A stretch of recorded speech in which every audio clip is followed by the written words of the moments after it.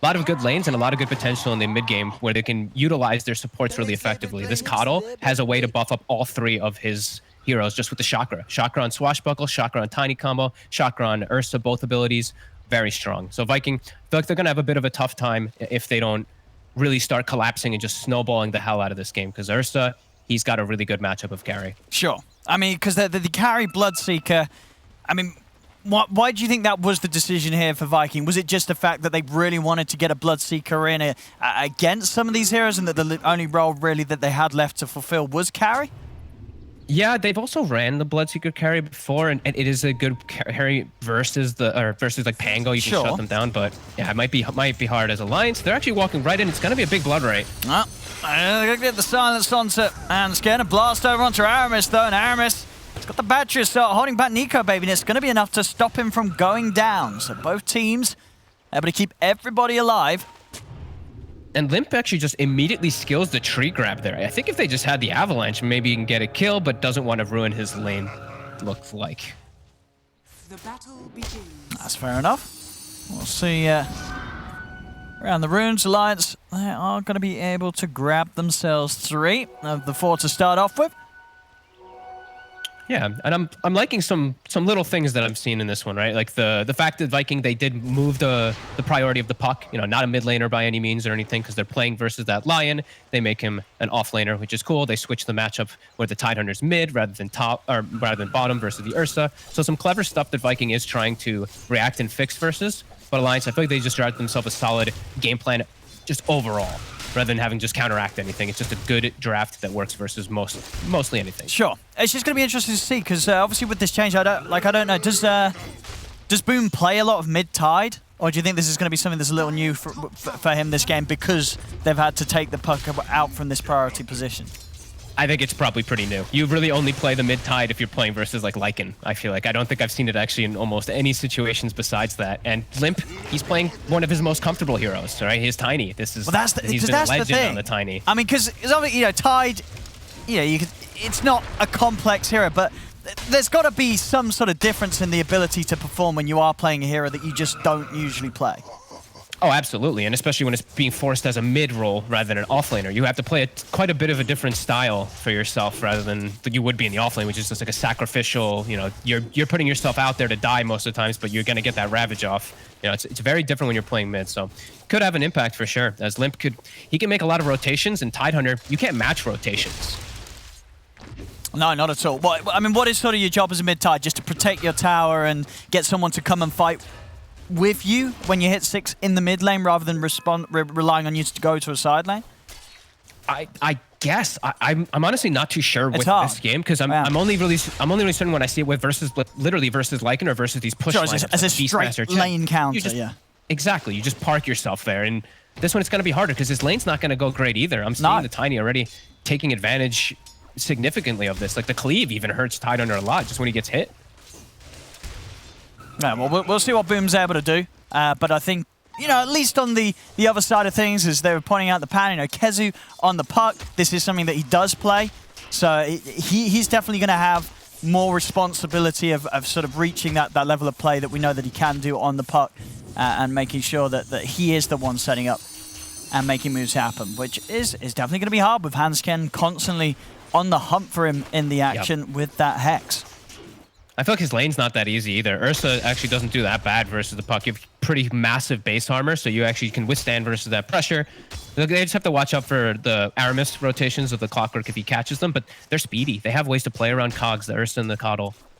So I'm seeing some really solid lanes coming out from Alliance. Top, though, we are seeing that Bloodseeker having a very good time with that Nature's Prophet. You know, they did pick these 2 supports, and then the Nature's Prophet came out, so they knew that this NP would have a good impact versus them, and right here he is securing the lane for Shad. This mid disparity is getting pretty big, though. 6 denies, 20 last hits for the Tiny, 12 on Boom. I mean, as you say, I think this is just down to the fact that this isn't something that he's used to playing, and Limp is on, one of his best heroes. Well, it also was, he skilled Gush level 1. You know, he tried to get like a first. Was that for the fight? That ruined him, I think, because he hasn't had Anchor Smash to reduce the base damage of the Tiny, which I feel like would have actually evened out the lane completely. I think it was for the fight. He's really falling behind now at this point. As now, looking to get aggressive. Limp will toss him under the tower to try to secure himself some last hits. And we will see those rotations for the 4-minute room. As Limp scurrying his way up toward top. They have Hanskin and a Treant. Spawns bottom. Fortunate for Viking.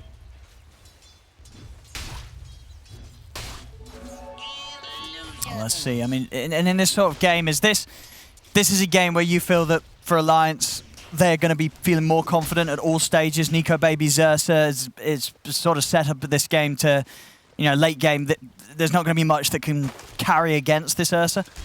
Yeah, I think that they're comfortable through like all stages. Yeah, exactly. Like early, mid, late game, they can actually just fight and also just chill back and farm if they need to, if this Ursa gets the opportunity to.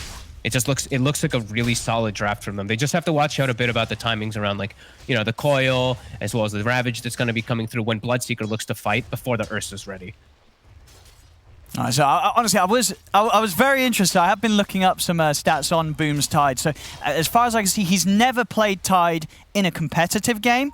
And he's played 16 games of it on his pub profile, so only 16 games of Dota. And he's got a 31% win rate on it. So this is that's low. This is very much a hero that it really has to be because they felt that they cannot do the puck mid. They've had to put him in a position where he is without a doubt very uncomfortable, and this is this is not his comfort zone. So pressure's going to be onto him. We'll see what he's able to do, but it's not going to be easy for him this game.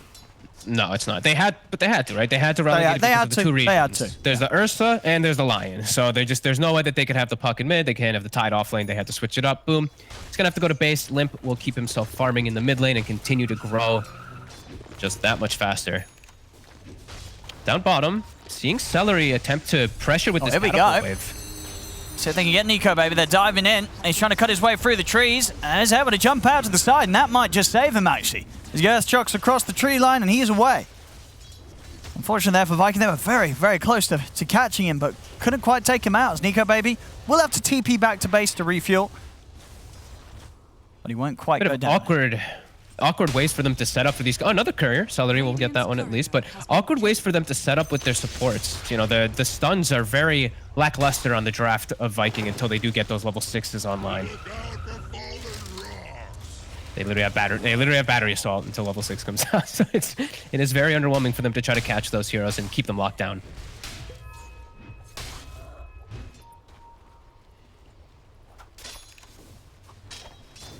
Let's see how Shad doing. Shad's farm.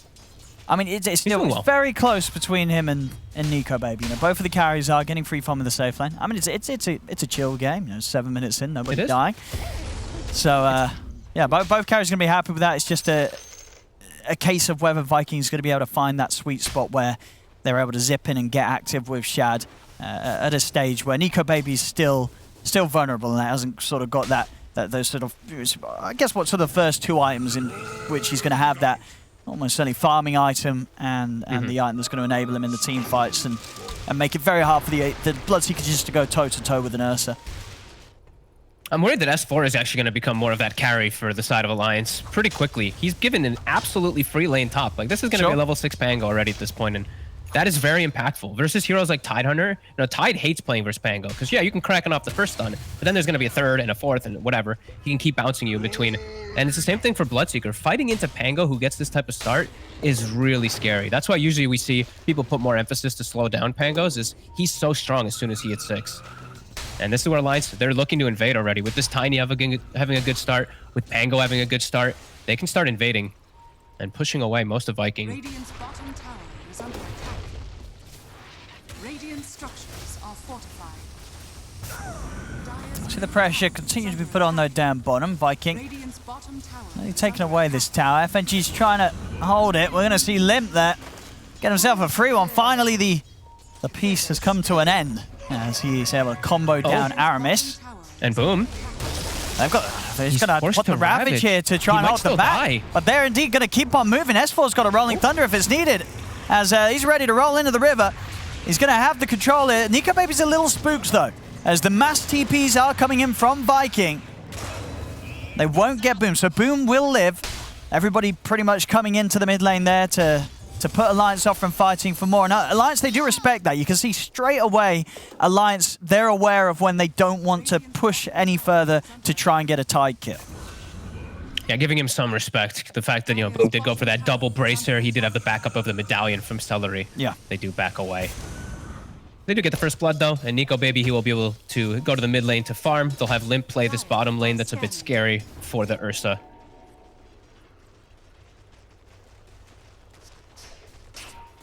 Well, yeah, even though they don't get a kill, though, definitely a nice relief across the map when that Ravage has been used, especially from, you know, the mid tide. It's a big window where you're not going to be concerned about the tide making moves.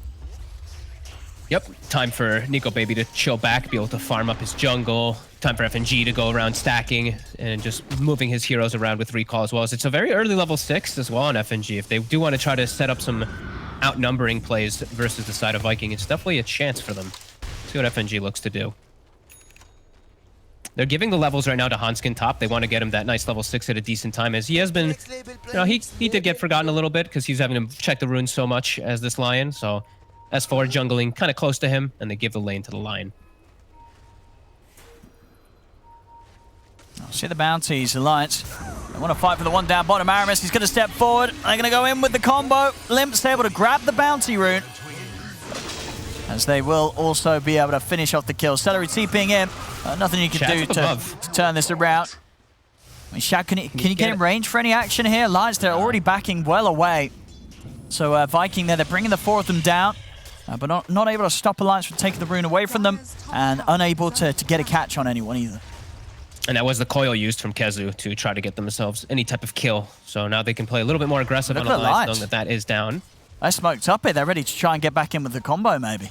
S4's got the Rolling Thunder. Scary. Shad's going to open up with the Rupture.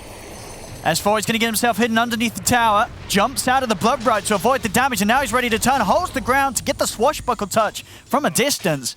Very nicely played there by S4 to dodge around the damage and have an impact whilst being ruptured.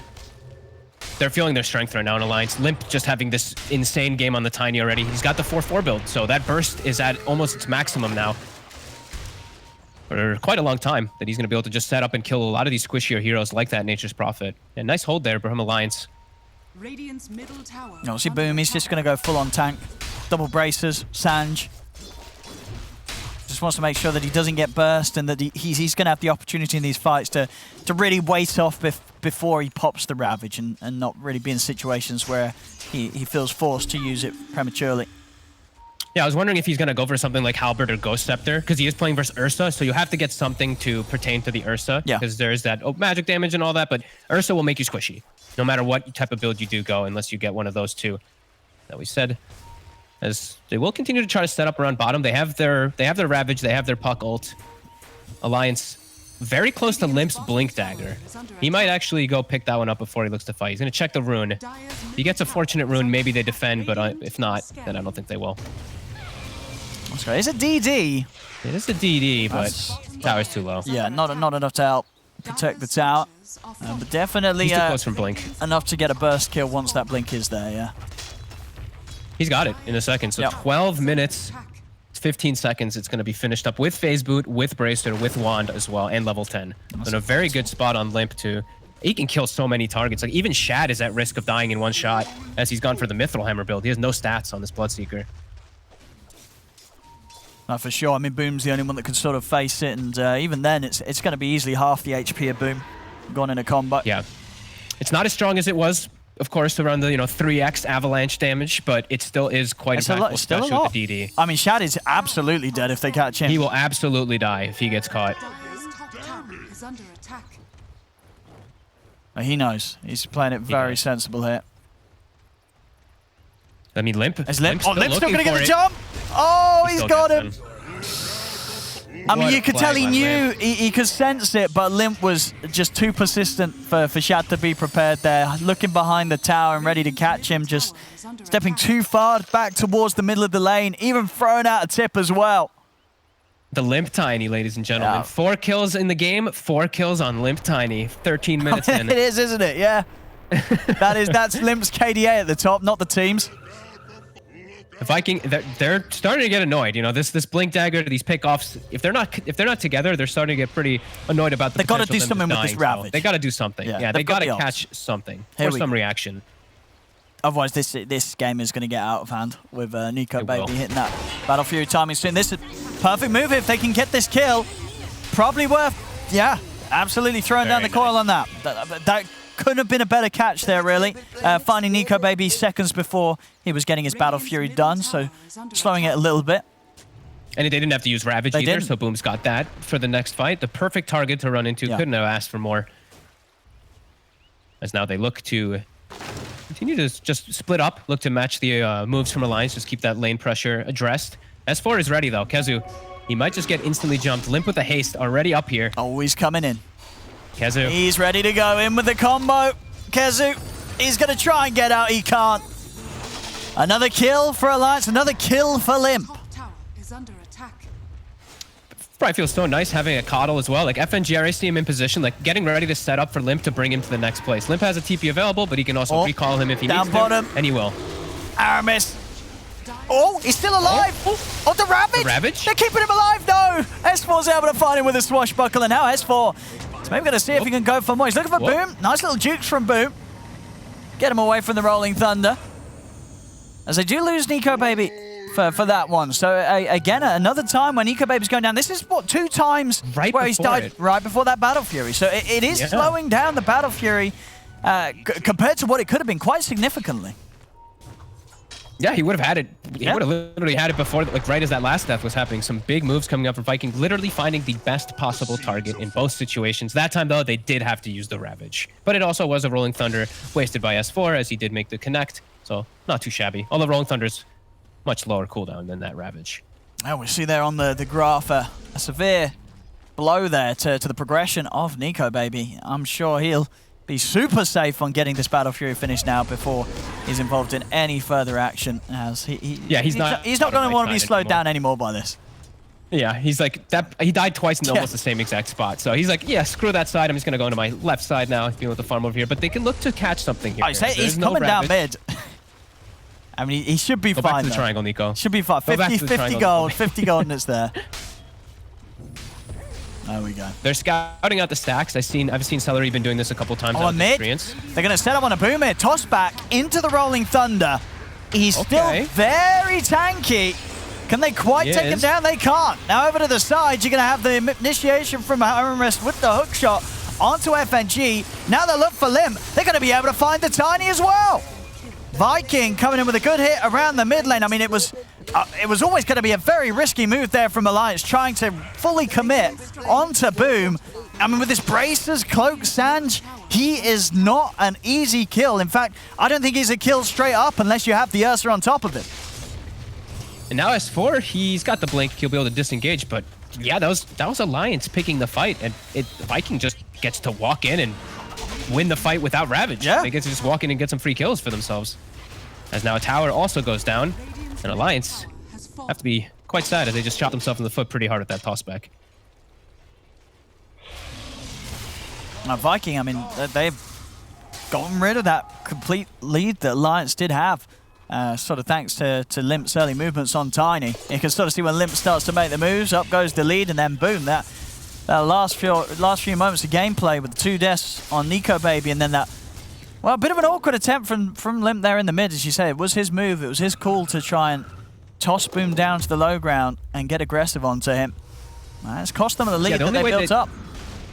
The only way that they can do that play is if Nico Baby's there hitting the Ursa during all of it. They need the Ursa. That's the way that Boom is itemized as well. He's proving it. You need to get the Ursa to kill him. And, that's the way that should be anyway, that Ursa versus Tidehunter. So a bit of a slip up there from Alliance. Viking benefit heavily as now Ravage is back up, Coil's back up. They can look for the fight themselves. And they're going to have a good time on Shad's items here for the fight. This Maelstrom BKB is going to be done very shortly. Just a recipe away. And then, that is again very nice. It's another target like Boom that only really Nico Baby's ever going to be able to kill, right? If this Bloodseeker's in with the BKB, nobody else is going to be able to take him down. No, and he doesn't have to worry about the control coming there's up. mid. Hang on, look at mid again. NicoBaby's trying to find Nico farm Baby. here. He's going to get control straight away. The Dream Coil into the silence. He's going to pop the enrage, but he's already so low. He's down for sure. As he's trying to run, they're chasing. And boom, they got him with the gush. A risky place for NicoBaby to farm, and I feel like NicoBaby's having a bit of a shakier game compared to what we're used to seeing from him. He's playing in very reckless places. He didn't have good places to farm because the triangle was already cleared and they're setting up for bottom, but showing in that mid wave and yeah, just a couple of deaths now. It's 3 deaths that Viking just have pinpoint targeted at him. Yeah, they're doing a great job of controlling this Ursa. You know, which they absolutely have to do, as we said. You know, if NicoBaby gets sort of this crazy free farm and leads the way, he's going to be a hard carry to deal with at this later stages. But so far, really keeping him under control. I mean, I cannot believe how much they've slowed down his growth. Like, he still is very farmed on the Ursa. Like, he's still almost matching the Bloodseeker, and that's 3 deaths that he's had. Like, imagine how high he would be if he Well, that's the thing, right? Yeah, if they didn't get him so far ahead. Yeah, he'd be at least like 2,000 gold ahead, I feel, if he didn't have those deaths. Yeah. It's literally just been the perfect situations for Viking, and it's actually just going to be a blink on Boom. He's not going to go anything else after that initial Sage. He's going to go for the Halberd later, but now he has the blink. They have ways to follow up with the initiation with the puck. That's going to be pretty nice. Now the fights feel pretty hard for Alliance if they don't get that godly initiation from S4. Do it with flair. It's bounty runes. Precious bounty.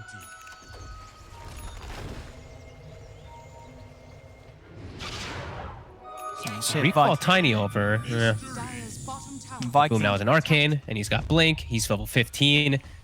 They're getting their timings. Like Shad, he's about to have BKB, and that's when Viking's going to go hunting again. I mean, yeah, we've got the smoke from Alliance. They see Boom mid, but you know, really not the target that they want to be making moves on. That they want to find, you know, ideally Shad, but you know, for Shad, for the most part, this game, he's just been very smart with where he's been farming. He's only died the once. Other than that, and you know, that was in a very deep situation, of course, behind his tier 2. Alliance just haven't been able to hunt him down elsewise. Yeah, BKB is done after this camp. And now even if they do find him, there's a high chance he's going to be able to pop the BKB and get out of there. Yeah, unless he gets just chained and killed immediately. Yeah, he will very likely get that BKB off bottom. They see Celery setting up. They'll take him out more than likely. A lot of TPs Reaction's coming in, though. See the body blocks here with the tree and stopping Handskin from being able to run away. So, getting the trade here as support for a support. They're doing such a good job with the 2 supports actually on Viking. I've been watching Aramis and I've been watching just Celery of how they're pushing the lanes out, these 2, and not showing themselves. It's actually just been Rocket Flares pushing out bottom for the most part with like a Kezu Orb, and then just Treants pushing out this top scary lane for them. So Shad is able to farm in the most defensive position, and he's just chilling in the jungle, so they can't actually set up for him at all. This has been very good planning from Viking in these last like 5-6 minutes. I've just been watching these 2 supports do that the entire time. And Shad is under ward vision during this, at least now. But yeah, they've weathered a lot of the scare of just the Ursa snowballing out of control. But NicoBaby is now getting the space to still get this really good timing on himself. Yeah. I think that there is going to be that kind of decent window for Viking, though, when they have, well, now this Halberd on Boom, and then they have like the Basher after the BKB and the Maelstrom on Shad, and NicoBaby only has the Battle Fury and the BKB, where, you know, then the Bloodseeker can start punching the Ursa in the face and sort of rely on the bashes to mess up his ability to fight back. As top. Yeah, they just got a little bit better of item timing. As top. Yeah. They're going to be able to get the jump onto Handskin. Not going to find anything else, though, by the looks of it. As Boom, he's going to blink up in a few seconds. He's whipping himself. He's chasing on, but there's nobody else behind him, is there? He is fine. All these kills matter a lot. I see Kezu. He pretty much has Ags done. So you're talking about when Viking gets these BKBs and everything's finished. True. Alliance, they'll be getting their BKBs, but it's going to be addressed by Kezu's coil if he's able to find a good one. So these fights still feeling quite hard for Alliance, and it's not even just the BKBs they have to be worried. It's also the Pango. If he gets coiled as well, he's just controlled inside of that Rolling Thunder versus this Ags that's going to be coming out. So this could be pretty huge for Viking. Oh! And Boom, he's going to blow the Ravage here, but he's not going to get the kill. Unless they can try and chase up for this. Blink in a second, but the Blink's up for S4 as well. S4's out of there. I mean, a little bit of an awkward attempt there from Boom. obviously Very wanted to awkward. cancel the TP, felt that maybe he had the burst on his own, but he didn't quite do the maths on that. And now there's no Ravage, so Alliance, they could look to try and make a hit. Yeah, they can. I think they might actually be able to force a Roche if they're crazy enough. Yeah. There's no Ravage threat. It's just a coil. The Ravage is quite a lot of Vikings' actual draft. So if they see an opportunity, I think they could swing in there. But they can also just look for a straight fight right now. They are much stronger without that Ravage threat. Yeah, I mean, we Just see have to that. watch out for Kezu. I mean, maybe Boomman checked to see if the shard was there, and did he have roll-up? But I think even if he didn't have roll-up, I don't he was think fine. he would have been able to, you know, Boom wouldn't have been able to get the right clicks in to kill him off. Yeah. Looks like Alliance is going to use that time to just finish up the BKB on Limp in particular. As he's getting pretty close to that one, and he does want to be able to match these, you know, Coil and Ravages so he can actually contribute to the team fights. Because Tiny still isn't that big of an actual team fighter. He's still more of a pick-off hero.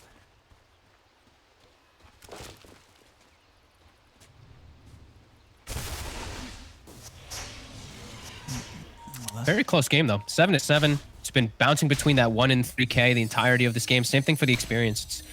Both teams seem to be getting what they want out of the map. No, he's close. Yeah, very, very close.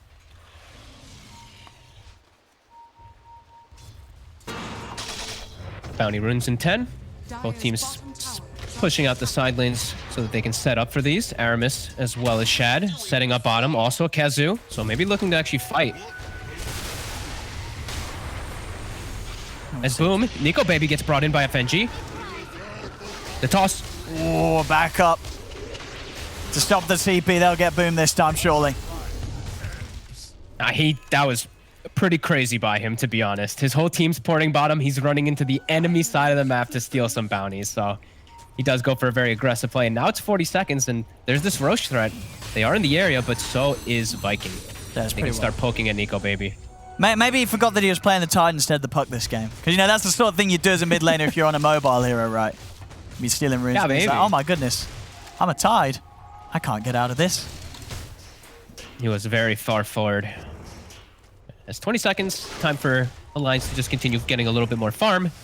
As they are all farming. That's the other thing we do want to point out is the supports are also getting quite big on the side of Alliance. And these supports do feel a bit more impactful in the grand scenario of the fights. You know, Will-O-Wisp is going to be online. It's going to be really impactful. And Hanskin will always have a place. If he ever gets a single hex, any disable on the puck, that's his, you know, he's already done his whole job. So I think Alliance in this downtime is very happy. As this Ursa is starting to get to some crazy levels of farm where he doesn't have to fear versus this Bloodseeker nearly as much. He can just kill him instantly. Doesn't have to worry about Rupture if he does get to the point of this Basher and whatnot. There's the smoke from Viking. Trying to set up maybe some vision around the Roche area. Yeah. And there's that important timing. I mean, again, it's risky. If they do find a fight, they lose a fight. They're losing Roche to Alliance, so... Very important. They have to get some vision, though. They have no control of the map around here right now. Just the clockwork vision. They get the one ward down. It is in range of the sentry, though, when Alliance does make their way back over. And we are starting to see, you know, that you know, as every moment passes, the effect of the way that the Ursa can farm in comparison to the Bloodseeker, it's just going to be that little faster. They do get the angle to get in onto Hansken. Now they might fight back, though, as S4, he's coming in with the Rolling Thunder. Boom, trying to step over towards Limp. Over to the side, Nico Baby committing in onto Aramis, now turns his attention over towards Boom. Boom tossed up into the combo as they commit onto him further with the BKBs. The Coil holding back Limp for now, comes to an end up in the high ground. Celery, he's up here watching from a distance as Shad's committing with the BKB, trying to run down Nico Baby, but the blink's back up. Nico Baby's able to get away. Shad's BKB running down low. I wonder if we'll see Alliance try and get back in. And he certainly is. But maybe doesn't feel too confident to do so as Viking, they do still have 4 up. Alliance losing the 2 of them there, and Ravage still at the ready. Yeah, pretty decent fight. Viking, they just forced their way and get vision on the high ground there and just somehow end up doing pretty decent, getting these 2 kills and keeping that Ravage going. And that is the first BKB usage of Nico Baby. So any times where those do start to trickle down, it's going to be important because then the Ravage and all these other spells will be much more effective versus the Ursa. And the DD outside the pit with the Basher finished on Shad. They can try. Alliance is going to respawn in time, and S4 has his ult. Alliance is definitely look good for Viking. going to want to fight this. Yeah, they got to be careful. Boom. Yeah, a big Ravage from Boom could make this very difficult for Alliance to get into. Viking can't commit here. S4's going to start. Actually going to go in. He's going to go straight and he's going to look to Shad. They've made the jump over towards the Bloodseeker, but Shad's able to pop the BKB, turn around, take down S4. The Ravage comes out onto Limb. As they're straight away, 2 of them gone. Hansken also picked off by the Rocket Flare. I mean, he went in early there, S4. They forced it so hard. And now it's going to be, it should be an easy rush against the Ursa and the Kotl. There's no way that these two are coming in to put a stop to this one as Viking. They will take Roshan for themselves here after a very sort of botched attempt there from Alliance to get the fight going. I'm very surprised they looked to fight outside there instead of like in the vicinity of the pit. They had these Illuminates blasting inside of there, so maybe they thought it was lower than it actually was, but it felt like they had very good ways to just keep slowing down Viking and kind of forcing Viking's hand to initiate on them. That was very disastrous from S4 and Blim. Nico Baby will be able to get a punch back here. Jumps in and takes down Aramis. Still keeping himself at the top there. This Ursa very much farmed after those first few deaths we saw Nico Baby suffer early in the game.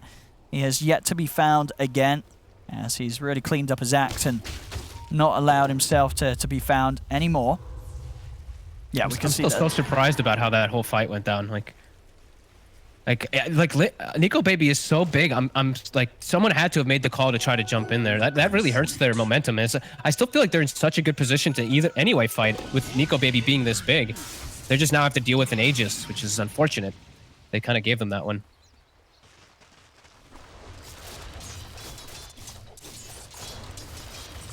We see the intentions of Shad queuing up the Skadi and the Butterfly.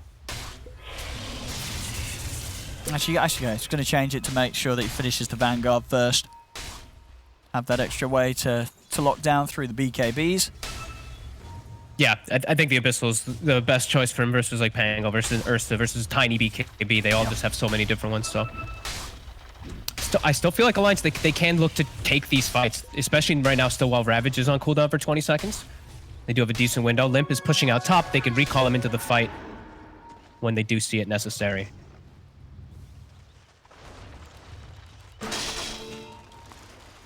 Viking, though, they're going to have Ravage up soon. Boom, actually not getting caught inside of the smoke there, unfortunately for him. He will have Ravage in 4 seconds, and they're actually sweeping top. They're expecting the recall to come, so they're going to look for the hero that is split pushing, which is Limp. Oh, that's smart. Oh, this is a nice catch. This is real good. In they go straight away. Bashes out. There's no chance for Limp to do anything in response there. I mean, as you say, this is the way you got to play against a Kotl lineup, right? Yeah, that was a really smart move. Like, just because they have limited information on the map right now. If you look at the way that their wards are, they actually don't really have any. So they saw him pushing top, so they're expecting the team to be playing on the opposite. So they go for him. That's a really nice move. Get themselves some time to finish up these items, as that's what this Aegis is giving them. Just a little bit of freedom on the map. And yeah, Shad pretty much has Abyssal now done. He's actually keeping up pretty decently with that Battle Fury Ursa. He is. I mean, Nico Baby sort of got the 2k ahead, but then for the last 7 minutes or so, it has been the same difference. And now they're going to start going onto him a little bit. Nico Baby, he's going to turn onto Shad, but a hookshot comes in from the side, and they're going to be able to take him down.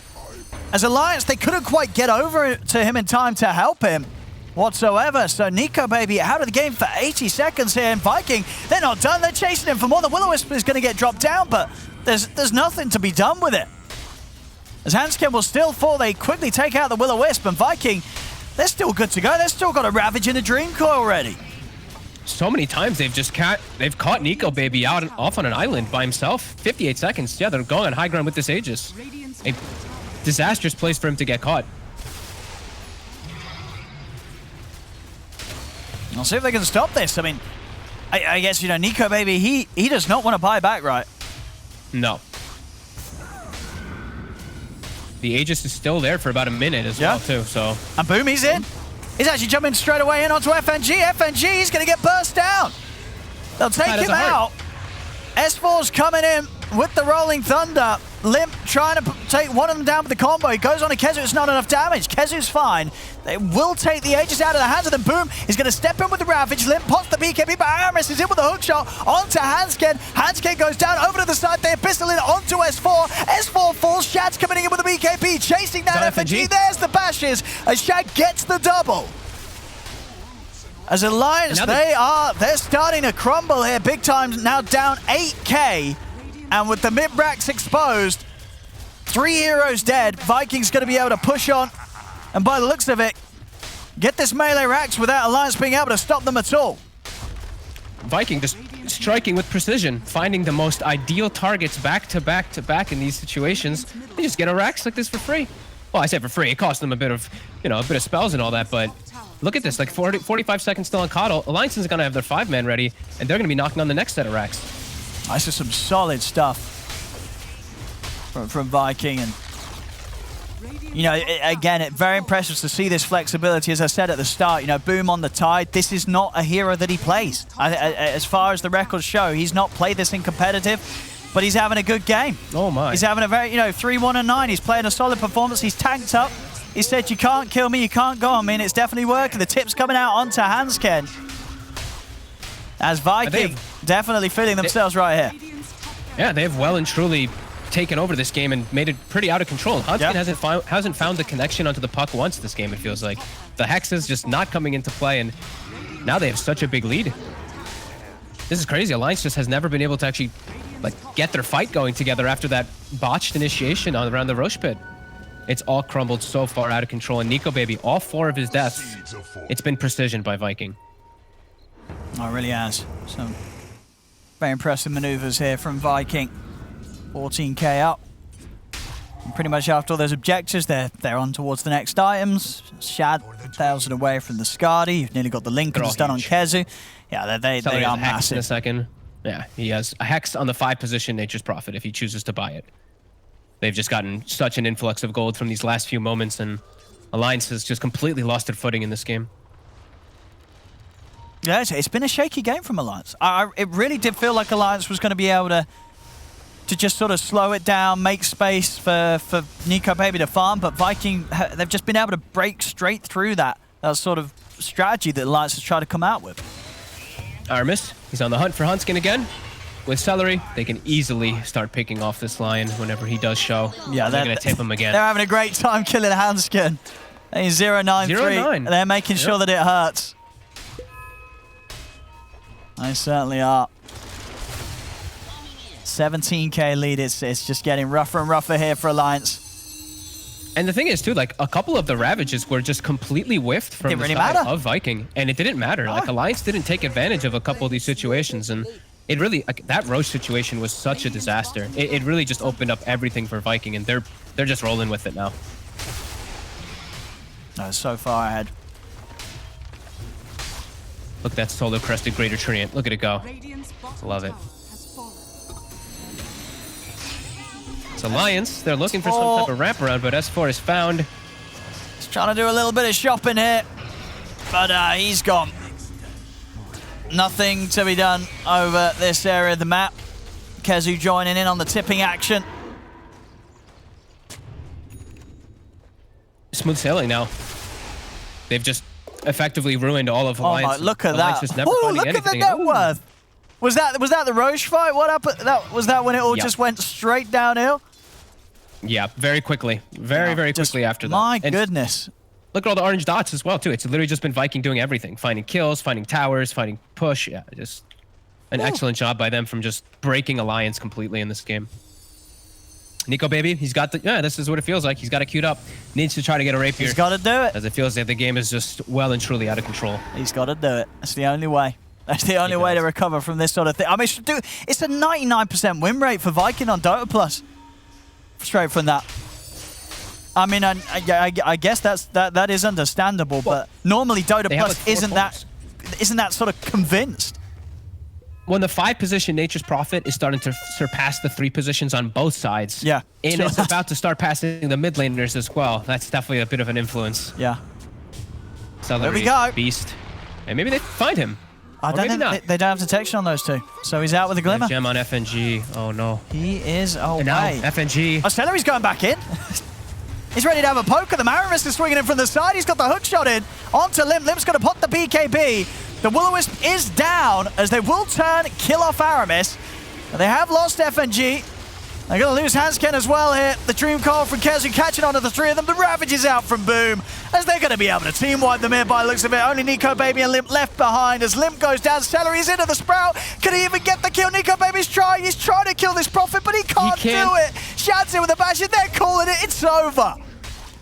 As Viking, very impressive here this game one. And Alliance just